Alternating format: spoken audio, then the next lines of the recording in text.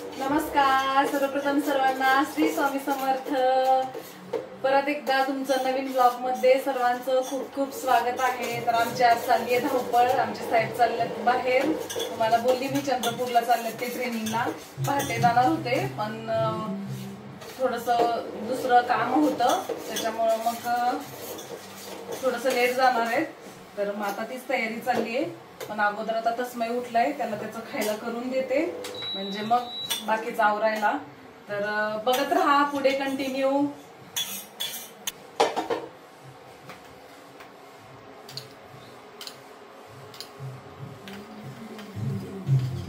आमचे साहेब आणि ते सगळे बाकीचे ट्रेनिंगला आमच्या गाडीनेच जाणार होते. तर मग ते सगळे आमच्या इकडेच घरी आले, कारण मग इथूनच म्हटले सगळे एकत्र जाऊया. तर त्यासाठी माझी सगळी धावपळ चालू होती. आणि आता एवाचं तस्मयचं सगळ्यांचं म्हणजे खाण्यापिण्याचं पहिलं बघावं लागतं. तर मग मी अगोदर तस्मयचं सगळं खायला करून घेतलं, नाचणी सत्व त्याला भरून घेतलं, कारण त्याच्या वेळेनुसार त्याला मी देते खायला.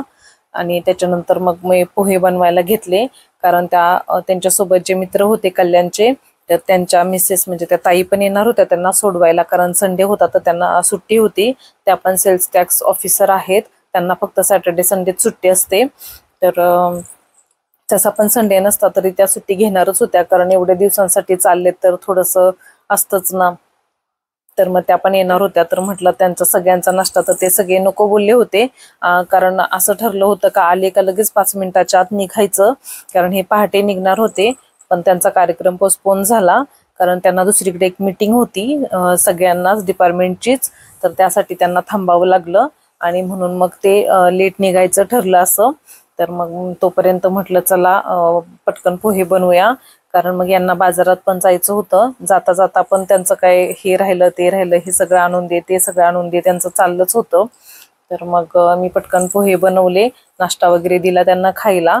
आणि मग तोपर्यंत बाकीचे एक एक दोघं असे येत होते घरी. मला असं वाटलं होतं का हे आले का सगळे लगेच निघून जाणार आहेत, कारण त्यांचं सगळं टायमिंग ठरलेलं होतं, मीटिंगसाठी जायचं होतं. तर म्हटलं हे थांबणार नाहीत. पण जे कल्याणची ताई आणि भाऊ येणार होते तर त्यांना थोडासा वेळ झाला यायला, तर बाकीचे 2 जण येऊन थांबले होते. तर मग त्यामुळे माझी सगळी धावपळ चालू होती.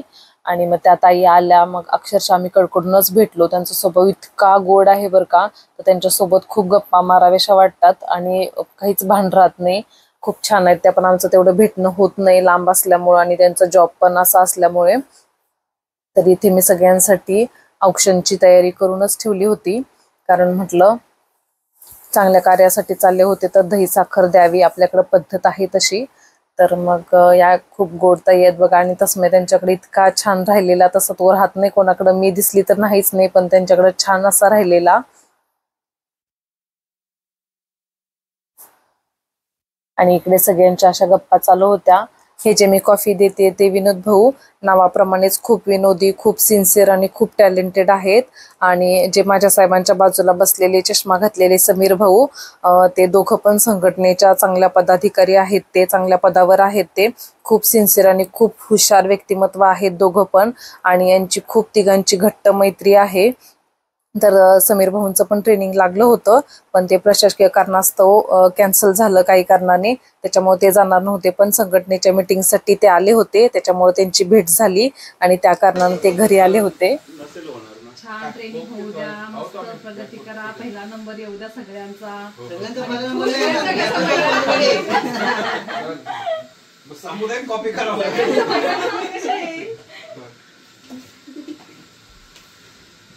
खुश होऊन या बस. पाय खाली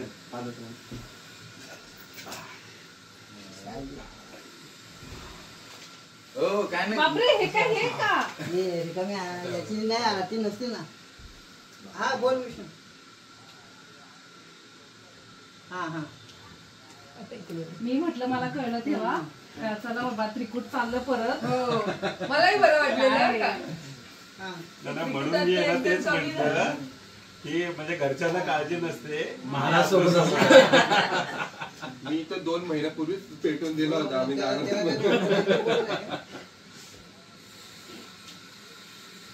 फक्त एवढंच आहे, कुंडलचं पेटवलं ते उलट कॅन्सलच केलं. 3 वेळचं कॅन्सल केलं, म्हणजे जानेवारी, फेब्रुवारी आणि मार्च तिन्ही महिन्यामध्ये तिन्ही महिने सलग ट्रेनिंग राहील, पण तिन्हीला तिकडेच झोपायला आले आता. चंद्रपूर. ती ऑर्डर तशी आहे बघ ना. हो माहिती आहे. शहापूरचं आता होणारच नाही. शहापूरला सध्या हे चालू आहे ना, स्टेला जागा नाही ना, त्याच्यामुळे प्रॉब्लेम आहे. मग ठीक आहे. नाही मग डेली अपडाऊन वाले काढले असते तरी चाललं. त्याचं काय सवय बोलायचं काय सवय राहू द्या हो, हे काय गेलेत ना त्याला साधवावं ना असं. हे काय देवा. हे काय सगळं खाली घेऊन आलोय ना. आता एक तर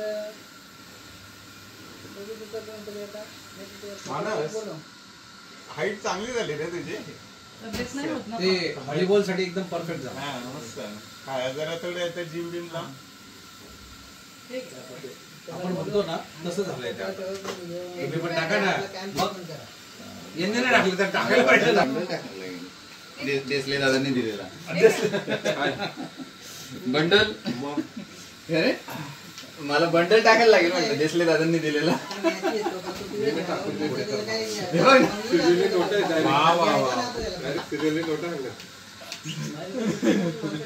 एवढं लागेल तिकडे आपल्याला. कुठे निघला? मी त्याला म्हटलं बाबा माझ्याकडून एवढे तुला डायरेक्ट प्रवास एवढ्या लांब चालले होते तर छान असं मी सगळ्यांचं औक्षण केलं. सगळ्यांना दही साखर खायला दिली आणि छान वाटलं सगळ्यांना पण. आणि अनपेक्षित होतं, कारण आपल्याकडच्या पद्धती परंपरा खूप छान आहेत. तर त्यांनी म्हटले नाही रिकामं ताट नाही द्यायचं, तर त्यांनी पैसे वगैरे पण टाकले. तर छान असा गप्पा वगैरे झाल्या आणि आम्ही खाली आलो त्यांना सोडवायला. तर एक होतं, आम्हाला वाटत होतं का तिघांची मैत्री इतकी घट्ट आहे, तर ते एकमेकाला खूप साथ दिली आहे त्यांनी आजपर्यंत. ज्याचं चुकलं तर त्याला ओरडलेत पण. त्यांच्या प्रत्येक गोष्टीमध्ये ते सोबत असतात एकमेकाच्या. 6 महिन्याच्या ट्रेनिंगला पण ते एकत्रच होते. तर त्यांचं आत्ता पण झालं असतं हे वाटत होतं सगळ्यांनाच आम्हाला, पण नाही झालं. चला ठीक आहे. तर मग अशा आमच्या सगळ्यांच्या गप्पा झाल्या. मग सगळ्यांचे मी नंतर फोटो घेतले आणि मग सगळे आम्ही तिथून निघालो बाहेर. तर माझ्या भाचीनं व्हिडिओ शूट केला होता, तर आम्हाला भेटलेले हे ते काही तिनं घेतलं नाही, ते तिच्याकडून राहून गेलं. आणि आम्हाला पण तस्मयला पण हे भेटले, मला भेटले. आणि आम्ही मग नंतर बाहेर गेलो.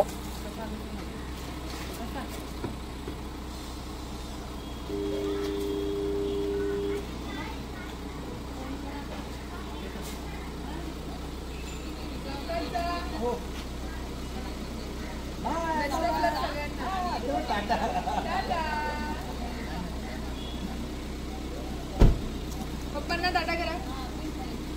टाटा पप्पा. जेवण वगैरे करून जा, काही करू नका.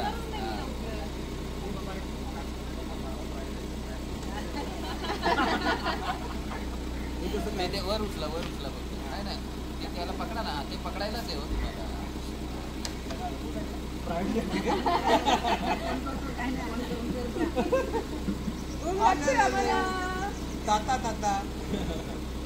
प्राची मोबाईल कमी जरा. 24 तास मोबाईल घेऊन बसायचा. हे कट करणार का हे वाक्य त्याच्यातलं? सावकाश बाय. तुम्हाला आहे ना? आहे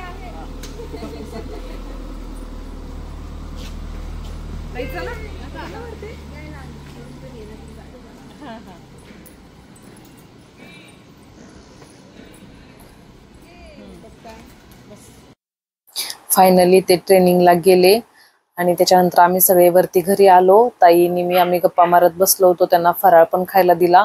त्यांना खूप फोर्स केला, पण त्या काही जेवायला थांबल्या नाही. कारण मग त्या म्हटल्या मला आज सुट्टी असते तर सगळी घरातली कामं उरकायची असतात, तर मी काही जेवायला थांबत नाही. मग गप्पा मारत बसलो. मग त्या गेल्या. त्याच्यानंतर मी हा स्वयंपाक केला. तस्मेसाठी पण अंड शिजवलं, कारण बहिणीने आणलं होतं, घरचेच होते. तर मग त्याला देते रोज थोडं थोडं. तर असा स्वयंपाक झाला. घरात खरं थांबावंसं वाटत नव्हतं. खूप एकटं वाटत होतं, कारण एक माणूस घरातला गेला तरी घर खूप सुनं सुनं होतं. त्याचप्रमाणे सगळं झालं होतं. तर असा झाला हा आजचा व्लॉग. तर तुम्हाला आजचा